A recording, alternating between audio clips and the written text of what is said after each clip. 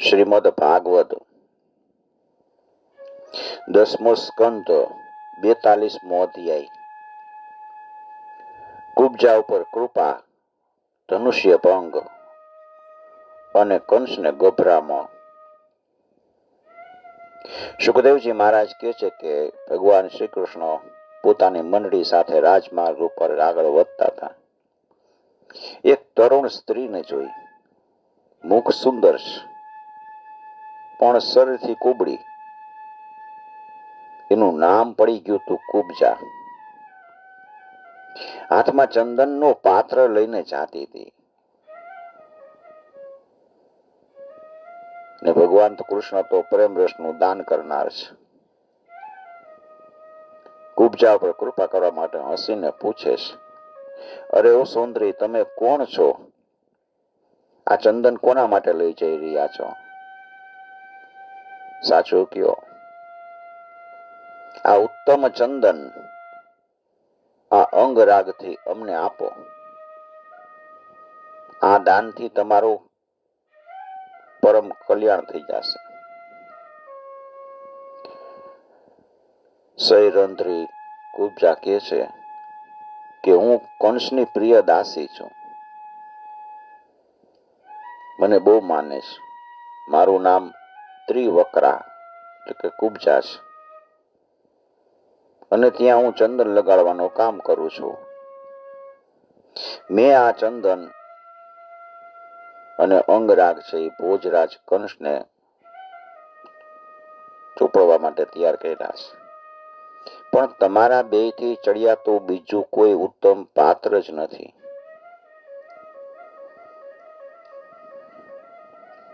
ભગવાનના સૌંદર્ય, કોમળતા, રસિકતા, સ્મિત હાસ્ય, પ્રેમ આલાપ અને સુંદર અવલોકનથી કુબ્જાનું મન હાથમાંથી નીકળી ગયું છે. ભગવાન ઉપર પોતાનું હૃદય ન્યોછાવર કરી દીધું અને બે ભાઈઓને સુંદર અને ગાઢું વિલેપન આપી દીધું. ત્યારે ભગવાન શ્રી કૃષ્ણ પોતાના શ્યામ સુંદર શરીર ઉપર પીળા રંગનો અંગરાગ અને બલરામજીએ પોતાના ગોરા શરીર ઉપર નાભેથી ઉપરના ભાગમાં લાલ રંગનો અંગરાગ લગાડ્યો.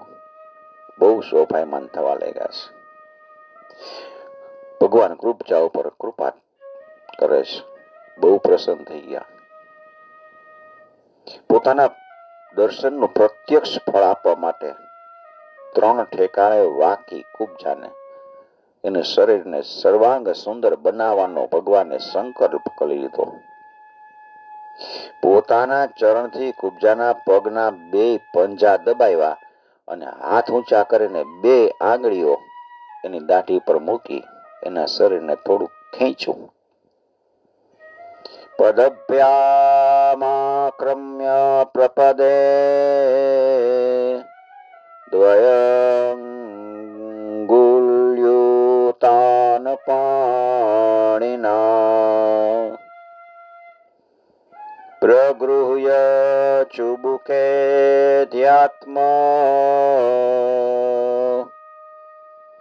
મોદનેન મદચ્યુત.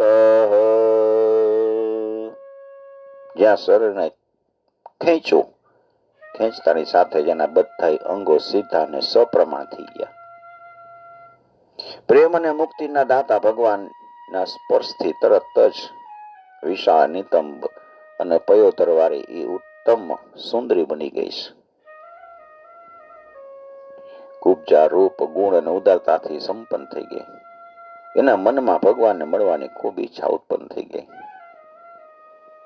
ભગવાનના ઉપવસ્ત્રનો છેડો પકડીને હસીને કહે છે કે હે વીર શિરોમણી, આવો આપણે ઘેર જઈએ. હવે હું આપને અહીં મૂકીને ઘેર નહીં જાઉં, કારણ કે તમે મારા ચિત્તને વલોવી નાખ્યું છે.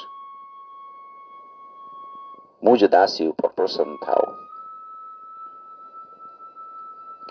બલરામજીની સામે જ કુબ્જાએ આવી પ્રાર્થના કરી. ભગવાન શ્રી કૃષ્ણએ પોતાના ગોવાળ મિત્રોની સાથે સામે જોઈને હસતા હસતા કહે છે કે સુંદરી, તમારું ઘર સંસારી લોકો માટે પોતાના મનનો વ્યાધિ દૂર કરનારું છે. હું મારું કાર્ય પૂરું કરીને અવશ્ય ત્યાં આવીશ. અમારા જેવા ઘર વગરના મુસાફરોને તો તમારો જ આશરો છે. અમારે ક્યાં ઘરબાર હતા. આ પ્રમાણે મીઠી મીઠી વાતો કરી ભગવાન કૃષ્ણ તેને વિદાય કરે છે. પછી વેપારીઓના મહોલ્લામાં ગયા છે. વેપારીઓએ તેમનું ફૂલોના હાર, ચંદન, પાન અનેક પ્રકારની ભેટથી પૂજન કર્યું છે. એનો દર્શન માત્રથી સ્ત્રીઓના હૃદયમાં પ્રેમનો આવેગ, મિલનની આકાંક્ષા ઊભી થઈ જતી હતી. ત્યાં સુધી કે એના પોતાના શરીરનું ભાન નહોતું રહેતું. એના વસ્ત્ર, કંકણ, માથાના કેસ અસ્તવ્યસ્ત થઈ જતા હતા. પૂતળીની જેમ ઊભી રહી જતી હતી. ભગવાન કૃષ્ણ નગરવાસીઓને બધાને ધનુર્યજ્ઞનું સ્થળ પૂછે છે. પૂછતા પૂછતા ત્યાં ગયા છે અને ત્યાં પેસતા જ તેમણે ઇન્દ્રધનુષ જેવું અદ્ભુત ધનુષ જોયું છે.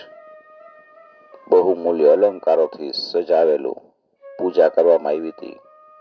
અનેક સૈનિકો એની રક્ષા કરતા હતા. શ્રી કૃષ્ણ રક્ષકોના રોકવા છતાંય રોકાયા નહીં અને બળજબરીથી ધનુષ ઉઠાવ્યું.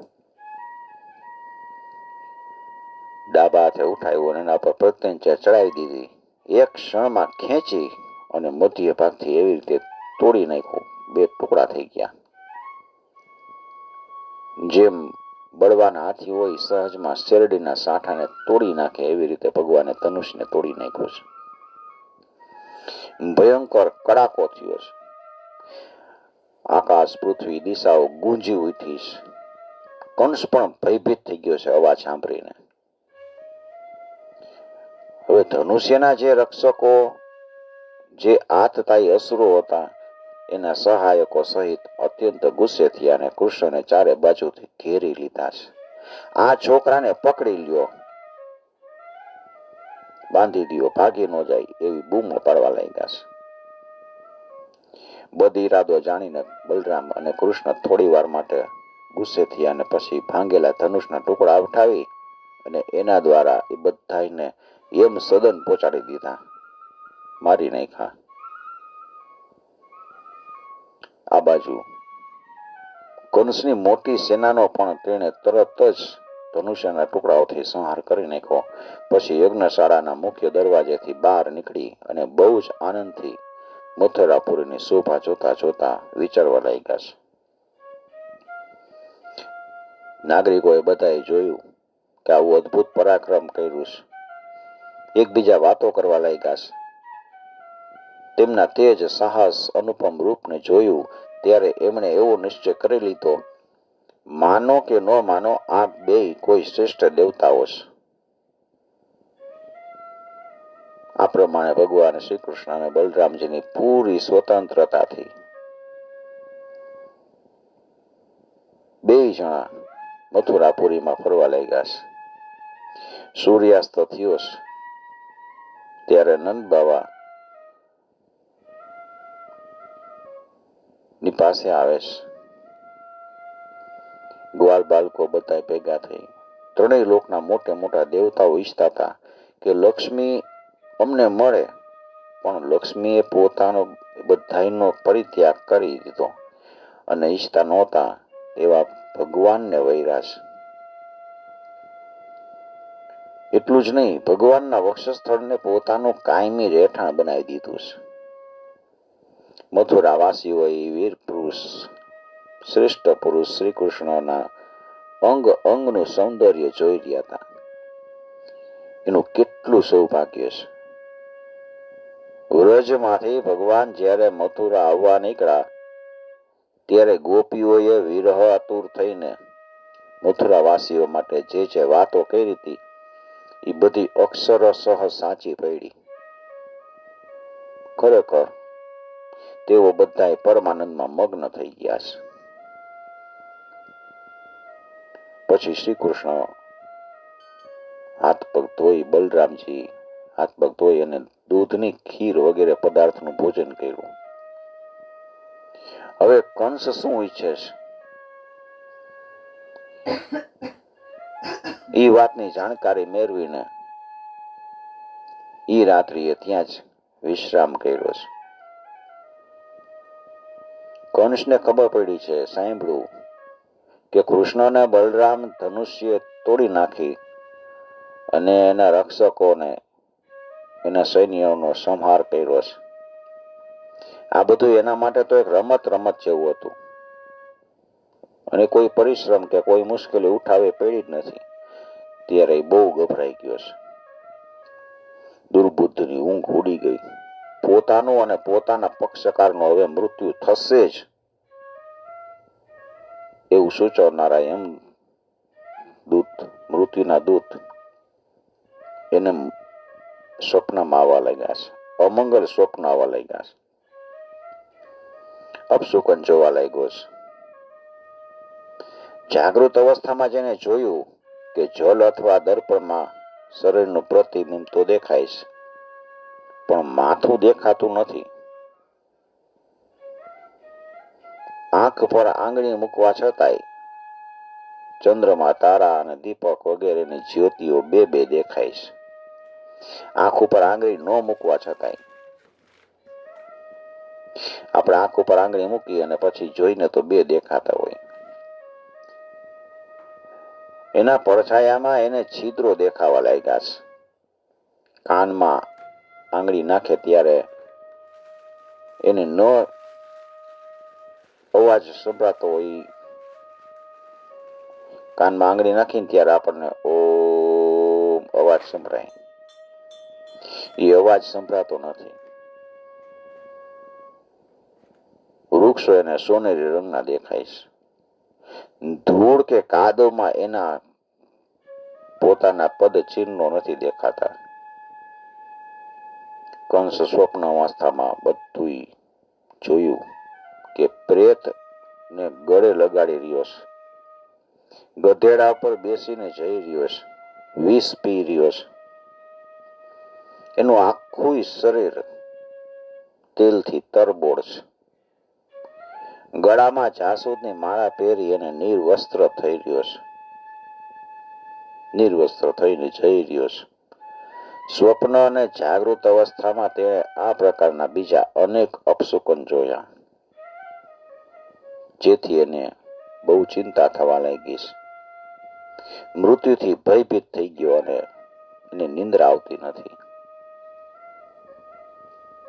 રાત્રિ પસાર થઈ ગઈ અને સૂર્યનારાયણ ભગવાન પૂર્વ દિશામાં ઉપર આવે છે.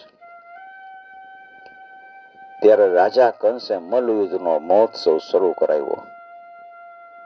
રાજ્યના કર્મચારીઓએ રંગભૂમિને સુંદર રીતે શણગારી હતી.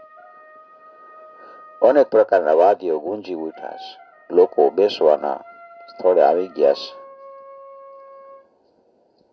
સુંદર ધજાઓ, પતાકાઓ, પુષ્પો, ગજરાથી બધા મંચો શણગાર્યા છે.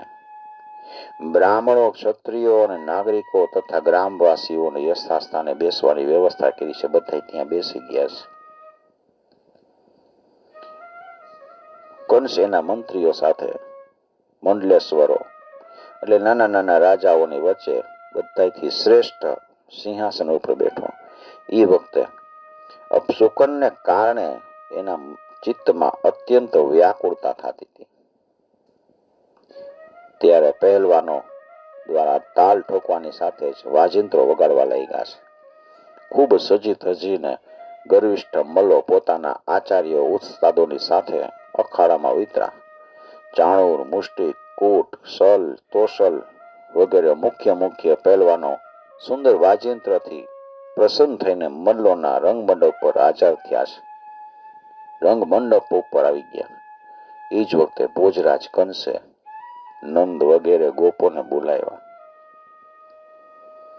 એ લોકોએ આવીને કંસને અનેક પ્રકારના ભેટ સામગ્રીઓ આપી છે અને પછી જઈ અને એક મંચ ઉપર બેસી ગયા. નંદ ગોપાદયો ગોપા ભોજ कुजराज समाहुता निवेदितोपायनास्ते